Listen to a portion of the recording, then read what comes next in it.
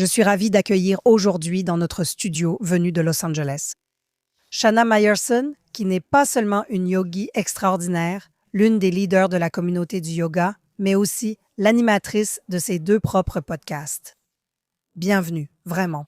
Merci, je précise. Animatrice de l'un, co-animatrice de l'autre. Co-animatrice de l'un, animatrice de l'autre. Je comprends, Shana. Ce n'est pas la première fois que tu es en Israël, même depuis le 7 octobre. Mais tu sais, tu as une histoire extraordinaire et c'est presque comme une histoire que j'entends sans cesse dans différents domaines. Tu faisais partie des leaders de la communauté du yoga. Alors raconte-nous un peu comment cela s'est passé et ensuite comment tu as été en quelque sorte éjecté après le 7 octobre. Tu as toute la journée? Oui, j'ai tout mon temps. Alors, je suis impliquée avec Israël tout d'abord depuis des décennies. Je suis professeure de yoga depuis 24 ans maintenant et probablement liée à Israël. Honnêtement, depuis aussi longtemps. Comme j'enseignais partout dans le monde, je m'assurais toujours d'évoquer Israël au milieu de mes cours, comme si je faisais ma propre Hasbara. Alors les gens venaient me voir après et disaient « Israël, comment ça? » Et tu normaliserais ton âme, ta connexion et ton engagement. C'est ça. Peut-être que je parlerai du fait qu'Israël a le plus grand nombre de véganes par habitant au monde, ou de la scène florissante du yoga, ou de la meilleure nourriture, ou peu importe. C'était juste pour créer des associations positives, et tout allait bien. Tu sais, je le faisais surtout parce que j'aime faire ça. Et la première fois, Flora, que j'ai reçu la moindre opposition, c'était en 2014 qui semble être un vrai point de bascule, quand les réseaux sociaux sont un peu devenus fous. Oui. Et même à Los Angeles. C'est à ce moment-là que les manifestants ont commencé à apparaître, alors qu'avant, c'était entièrement pro-Israël, et puis tout à coup, en 2014.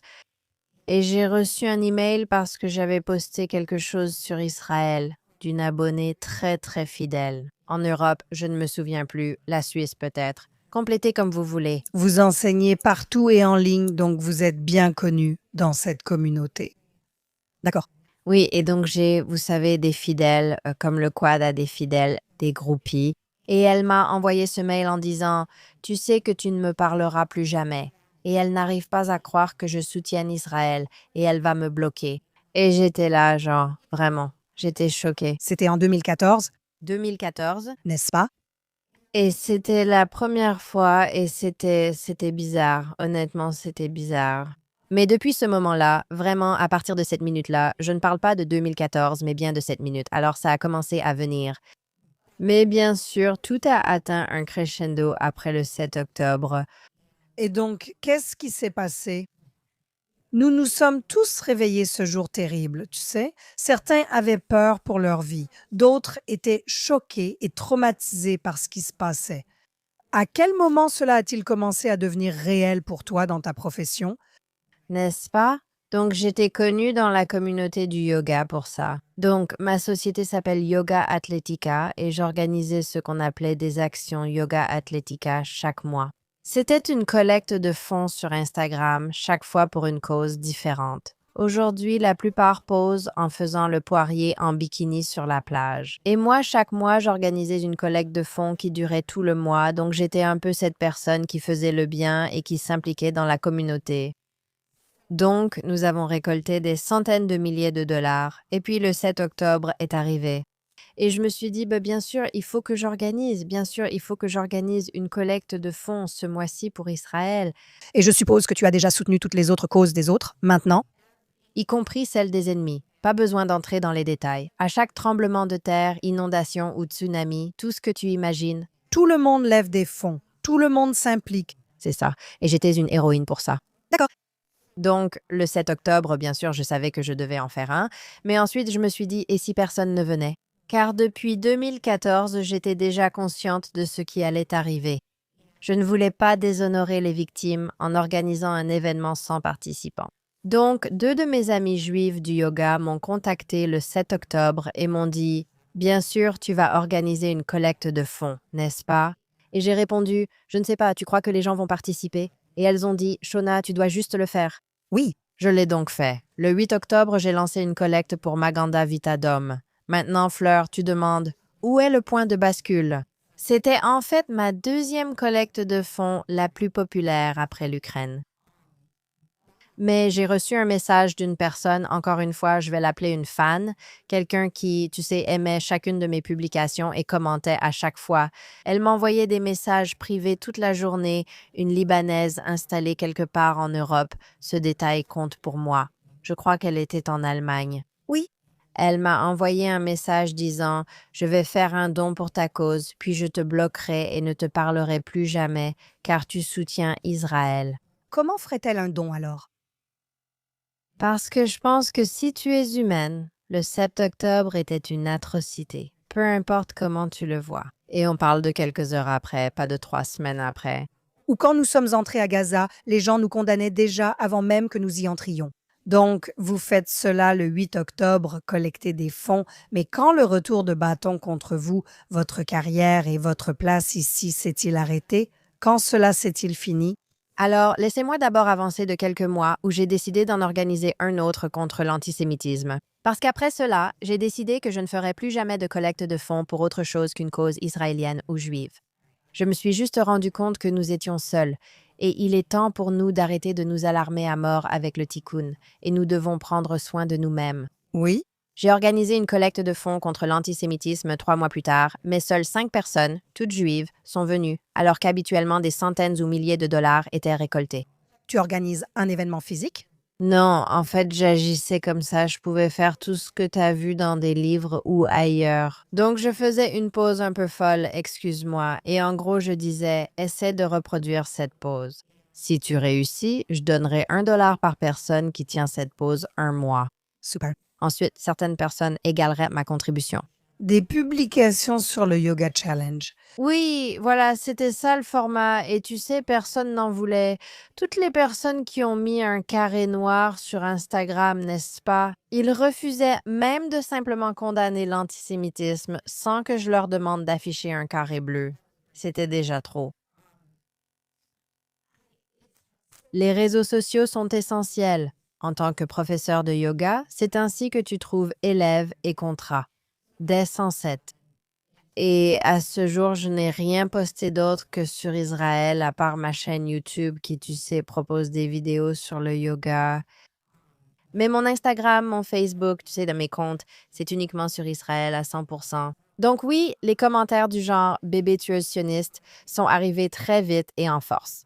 Enfin, ce que je veux dire, c'est que je supprime tout le monde. Je fais juste bloquer, supprimer, bloquer. Tu ne veux pas de choses négatives. Je comprends. Je traverse des phases. Parfois, je ris des commentaires parce qu'ils sont tellement absurdes et idiots et parfois, je supprime. Et si quelqu'un me troll, alors je supprime. Tu sais, certains laissent énormément de commentaires. Mais concernant la communauté du yoga, qu'est-ce qui s'est passé? Est-ce qu'on t'a un peu mise à l'écart et dit, Shona, si tu veux faire carrière, laisse tomber cette histoire avec Israël. Je ne dirais pas que c'est mon cas, car j'ai toujours été professeure indépendante et non affiliée à un studio. Tu faisais partie de cette organisation. Des gens écrivaient des choses méchantes et inventaient des histoires sur moi sur Internet, comme vous avez Yelp ici? Oui. D'accord, ils écrivaient des avis Yelp ridicules à propos d'eux. Parce que j'ai aussi une entreprise pour enfants. Ne laissez pas vos enfants s'approcher de cette femme parce qu'elle soutient le génocide des bébés. Et tu sais, ça venait de partout et c'était juste une réaction de tout le monde. Tu sais, me bloquer, écrire des choses méchantes sur mon mur, dire des choses horribles sur moi au monde entier, utiliser mon image, tu sais, pour des insultes. Et j'imagine que ce n'est pas surprenant que le monde de l'extrême gauche, tu vois, se comporte de cette façon. Est-ce que tu aurais le monde du yoga? Te considères-tu comme appartenant au monde progressiste? Je sais que tu es végane. Oui, oui, je veux dire, je suis une végane très stricte et je le suis depuis longtemps. C'est une question difficile car beaucoup de préjugés sont liés à cette étiquette. Mais oui, en fait, je me considérais comme tout le monde, vraiment engagée pour les droits humains et toutes les causes de gauche. Et maintenant, enfin, tu sais, j'ai le deuxième spectacle. Un parachutiste et une yogi entrent dans un bar avec André Fox. Et la plupart des gens se demanderaient, entre les deux, lequel serait celui de droite. Et c'est toi, c'est tellement drôle. Oui, donc bien sûr, Je t'ai poussé là-bas. Oui, oui, oui, c'est drôle. J'ai eu cette confrontation avec Yoga Alliance dont on pourrait parler si tu veux. Oui. Oui. Et ils m'ont littéralement dit, eh bien, tu devrais peut-être reconsidérer ta participation à cette communauté. Yoga Alliance, pour ceux qui ne savent pas, c'est l'organisme principal qui organise les yogis dans le monde entier. Oui, Je veux dire, tu t'inscris comme instructrice ou comme studio. Ils disent qu'ils ont 300 millions de membres, ce qui est presque la taille de l'Amérique. oui. Oui, ce n'est pas rien et ça n'inclut pas seulement les élèves parce que tout le monde est instructrice de yoga. Alors elles sont venues te voir, Elles ont donc choisi de réaliser un reportage sur Andrea Angela Davis. n'est-ce pas? Alors je leur ai envoyé un email, j'ai dit savez-vous qu'elle est une antisémite notoire? Je l'ai formulé de façon plus diplomatique, bien sûr. Et ils m'ont ignoré. Alors je suis allée voir une amie qui fait partie de ces groupes WhatsApp d'écriture de lettres, vous voyez, et ils ont rédigé une lettre et nous avons envoyé 7000 lettres et donc ils m'ont recontacté. Et j'ai eu une conversation en tête-à-tête avec 2 personnes de leur service de communication stratégique, donc c'était juste moi avec eux. Et je veux dire, c'était tellement offensant, Flora. Vraiment, c'était. C'était comme si on dénonçait toutes les formes de haine, sauf l'antisémitisme. Oui, Ils l'ont pratiquement dit mot pour mot. je l'ai vu très clairement avec les universités et l'audition qu'ils ont eue quand Élise Stéphanie n'en croyait pas ses oreilles. Ça semble être le thème. Nous sommes contre toute forme de haine, sauf envers les Juifs. Là, c'est la chasse ouverte. Exactement, exactement. Et donc, Et tu as vécu cette expérience lors de cette réunion? oui, oui. Et comment l'ont-ils justifié? Tout d'abord, ils l'ont fait. Quelle était la pire chose que quelqu'un pouvait dire pendant Black Lives Matter? Tu sais? Je ne sais pas, mon meilleur ami est noir? D'accord. La pire chose à dire en Amérique pendant Black Lives Matter était toutes les vies comptent. N'est-ce pas? C'est comme non. Non, Non, il s'agit ici de personnes noires. c'est comme D'accord, très bien. Les vies noires comptent, parce que toutes les vies comptent, mais bon, peu importe. En résumé, ces 2 femmes ne disaient que nous n'approuvons aucune forme de haine, et je pensais qu'elles ne voulaient pas. Je leur avais clairement demandé de dénoncer l'antisémitisme dans le yoga, mais elles ont refusé en disant, eh bien, nous dénonçons la haine en général, et puis elles, et j'ai dit, eh bien, je vous demande de la haine envers les Juifs. Oui, parce qu'elles le font. Elles ne condamnent pas l'antisémitisme. Elles condamnent explicitement toutes les formes de haine et de préjugés que vous pouvez imaginer, et même au-delà de ce que vous pourriez imaginer. Elles ont même organisé une formation à la sensibilité pour les personnes amputées. Elles abordent tout, grossophobie, personnes noires, asiatiques, tout. Pas un mot sur l'antisémitisme. Donc, quand j'ai dit, eh bien, vous le condamnez, et qu'elles ont refusé, j'étais là, je ne comprends pas. Vous n'avez pas de problème avec la haine des Juifs? Elles répondent, nous ne soutenons pas l'antisémitisme. c'est le plus excitant. Eh bien qu'on leur donne une médaille, ils ne soutiennent ni ne condamnent l'antisémitisme. Oui, exactement. Et c'était quand j'ai dit que je voulais qu'ils s'expriment contre ça, ils répétaient, eh bien, je ne vois pas, et ajoutaient qu'il y avait aussi un gros problème avec l'antinoirisme. Et tu condamnes ça? Ils l'ont condamné, et ce n'est même pas un vrai mot. Non, bien sûr, ce n'est pas juste. C'est comme l'islamophobie. Oui, quand le mythe de l'islamophobie, Exactement. Vous savez, Kamala Harris devait lancer une commission sur l'islamophobie juste après le 7 octobre. c'est comme D'accord, les gars, concentrons-nous sur ce qui se passe réellement dans le monde aujourd'hui parce que l'antinégritude n'est pas le sujet dont on parle. n'est-ce pas? Donc ils n'ont pas pu le faire. Tu as quitté la réunion en te disant, ces gens sont perdus, ils sont fichus, c'est fini. Oui, c'était triste, vraiment. C'était juste une réunion sur l'intersectionnalité, tu vois, et ils ont utilisé ce mot tellement de fois aussi. Et c'était juste un contournement tellement bizarre du sujet, une conversation qui essayait d'être politiquement correcte, mais qui était tellement brutalement offensante. Oh, la meilleure, Flora. Le meilleur commentaire qui est sorti de cette conversation, en fait, c'est quand j'ai dit donc, vous refusez de condamner l'antisémitisme dans le monde du yoga? Et ils ont répondu, eh bien, vous devez comprendre. Nous avons des gens des 2 côtés. D'accord. J'ai dit, vous avez des gens des deux côtés de l'antisémitisme, c'est-à-dire que vous avez des gens qui le soutiennent et des gens qui, comme si c'était ça. Qu'ont-ils dit alors? Ils ne s'entendent pas eux-mêmes ou ils viennent juste de redevenir sobres? Ensuite, ils ont dit, on ne peut pas parler d'antisémitisme sans évoquer la guerre. Je me suis dit, super, allons-y. D'accord. Je vais informer vos masses à propos de la guerre. On parle de terrorisme ici. Oui. Et nous parlons du monde de l'amour et de la lumière. On dirait qu'il y aurait une sorte de décalage là. Ils ont refusé ça aussi, donc voilà. Ils ne pouvaient dissocier l'antisémitisme de la guerre, ni même aborder cette question, n'est-ce pas? J'ai alors demandé pourquoi. Donc, c'était mon moment, Élise Stéphano. Je me suis demandé, craignez-vous que condamner l'antisémitisme vous fasse perdre des membres? Et ces deux femmes sont restées là, comme ça, Elle ne pouvait pas répondre. pendant littéralement 1 ou 2 minutes. Puis finalement, l'une d'elles a dit « Je suis sans voix » et l'autre a juste acquiescé. Je me disais C'est évident, non? Même si deux personnes détestaient les Juifs, ça vaudrait la peine de s'y opposer. Mais là, il y a des gens qui appellent à notre mort dans la rue. C'est un vrai problème. Et ils doivent encore vérifier s'il s'agit de haine. Oui, Alors, où allons-nous à partir d'ici? S-H-A-U-N-A. Oui? tu sais, je peux être pessimiste. Oui, bien sûr, on trouvera quand même le bon côté des choses à la fin. Honnêtement, je ne sais pas où aller ensuite. Parce que tu es une juive américaine. Oui. Tu as grandi en Amérique, tu es née en Amérique, tu as grandi en Amérique. Tu vois, ce que je remarque en tant qu'Européenne à l'origine, c'est que les Américains sont très choqués par cet antisémitisme. Parce qu'il n'y a jamais eu, vraiment jamais, de tension entre le fait d'être américaine et d'être juive. Tout cela faisait partie de se creuser. Et dans la culture américaine, être juive était accepté. Je parle de la dernière moitié, vous savez, pas quand les Juifs sont arrivés pour la première fois en Amérique. Bien sûr, il y avait de la discrimination. Pour des personnes comme toi, c'est plus choquant que pour des gens comme moi, plus cyniques, car venant d'Europe. Oui.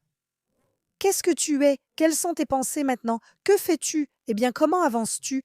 Oui. Alors, sois pessimiste. Oui, non, je veux dire, mon pessimisme réside dans la pourriture d'Internet, des réseaux sociaux. Tu vois? Le problème, c'est que pour moi, et je sais ne pas être la seule, le 7 octobre n'a jamais été une question de massacrer les Juifs, ni même de commettre le génocide qu'ils espéraient. C'était une campagne de délégitimation contre la communauté juive mondiale. Ces éléments existaient déjà avant le début de tout cela. Internet est maintenant infecté par cette maladie contre laquelle il n'existe aucun vaccin. Et en fait, donc, dans mon émission, tu connais David Bernstein. Il a écrit L'antisémitisme woke. Oui. Il est brillant, je l'adore. Il est donc venu 2 fois dans mon émission Yoga de la guerre, dont en décembre dernier. Il y a 1 an, je l'ai contacté en partant du principe que je croyais que l'antisémitisme allait augmenter et non diminuer après la guerre. Et donc, il m'a accepté. Oui, nous avons parlé en janvier dernier car il est l'optimiste et moi la réaliste. Il revient dans mon émission dans 1 semaine pour poursuivre cette discussion. Mais effectivement, je veux dire, la rhétorique est devenue plus violente, pas moins violente depuis le cessez-le-feu et donc, Et maintenant, cela a contaminé la droite. Nous l'avons vu très clairement à gauche. Et ces derniers mois, surtout depuis l'assassinat de Charlie Cook, on l'a vu monter à droite. exactement, tout à fait. Réaliste, voire pessimiste. Pour moi, c'est comme si je ne voyais pas où, ni même si cela allait se terminer parce que c'est une campagne mondiale. Et même avec les bots, Je veux dire, ils ne vont pas s'arrêter, on a des fermes de bots. Donc tout ça, tu dis voir des choses scandaleuses sur Internet, mais c'est encore pire que les gens y croient, les suivent et les répètent. Oui, et donc je pense que, enfin, pour moi, tu crois en Dieu, tu crois au message de Dieu. oui, bien sûr, j'y crois, oui. Oui. Dieu ne veut plus que je fasse partie du monde du yoga pour le meilleur ou pour le pire. Après, vous savez, un engagement de 25 ans envers cette communauté, ce n'est plus ma communauté.